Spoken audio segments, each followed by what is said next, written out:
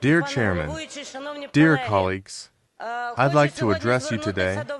Today is a great day, Independence Day of Ichkeria. Today, I want that we thank the people of Ichkeria, who have been fighting alongside us since the first days of the full-scale invasion, as well as since the 2014, the year of Russian aggression, helping us to fight Russian imperial evil. I want us to thank our brethren today, and then to observe a minute of silence for all the dead Chechens who are fighting side by side with Ukraine for our and their independence. The proposal was made to congratulate the people of Ichkeria on the Independence Day, and to honor a minute of silence our brethren who began to fight first with the Russian aggression.